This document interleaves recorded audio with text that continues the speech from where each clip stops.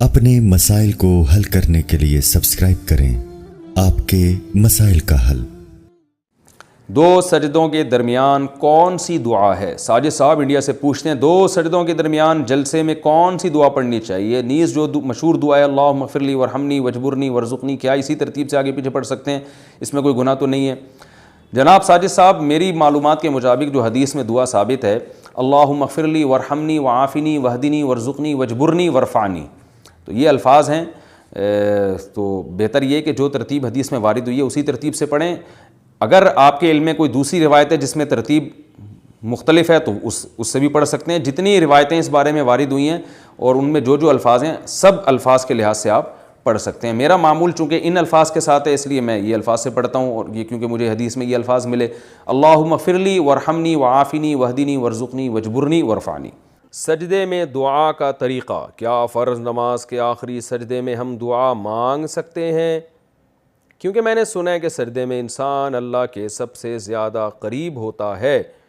نیز اگر دعا مانگ سکتے ہیں تو اس کا طریقہ کیا ہوگا؟ پہلے سجدے کی تسبیح پڑھیں، پھر درود پڑھیں، پھر دعا پڑھیں، پھر درود پڑھیں، یا پھر اٹھ جائیں، یا کچھ اور طریقہ ہے؟ لبنہ صاحبہ انڈیا سے۔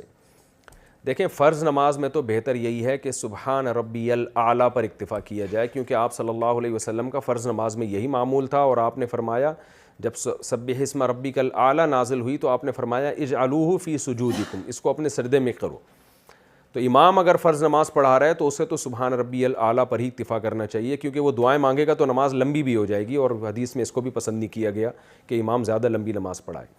باقی انفرادی نماز پڑھ رہے ہوں تو سجدے میں آپ سبحان ربی الاعلیٰ والی تسبیحات پڑھنے کے بعد عربی میں جو دعائیں قرآن و سنت سے منقول ہیں کوئی بھی دعا پڑھ سکتے ہیں، لیکن دو شرطیں ہیں کہ ایک تو دعا عربی میں ہو، نمبر دو عربی میں بھی اپنے الفاظ نہ ہو بلکہ معصور، یعنی جو منقول ہیں نبی سے یا قرآن میں جو نقل ہے، کیونکہ نماز میں کلام کرنے کی اجازت نہیں ہے، تو آپ اپنے الفاظ میں دعا مانگیں گے تو یہ کلام ہو جائے گا، اور کلام کی نماز میں بات چیت کی اجازت نہیں ہے۔ تو جو منقول دعائیں ہیں قرآن میں ہیں یا حدیث میں آتی ہیں تو کوئی بھی پڑھ سکتے ہیں، اس میں جتنی چاہیں پڑھیں، اس سے پہلے درود شریف بھی پڑھ سکتے ہیں، بعد میں بھی درود شریف پڑھ سکتے ہیں، نہیں بھی درود شریف پڑھنا چاہیں تو بھی ٹھیک ہے، تو کسی بھی طرح سے مانگی جا سکتی ہیں، لیکن یہ نوافل میں اس کا اہتمام کرنا چاہیے۔ فرائض میں بہتر یہی ہے کہ سبحان ربی الاعلیٰ پر ہی اکتفا کیا جائے، لیکن اگر کوئی فرض کے سجدے میں بھی مانگ لیتا ہے تو بھی ٹھیک، گناہ نہیں ہے کوئی۔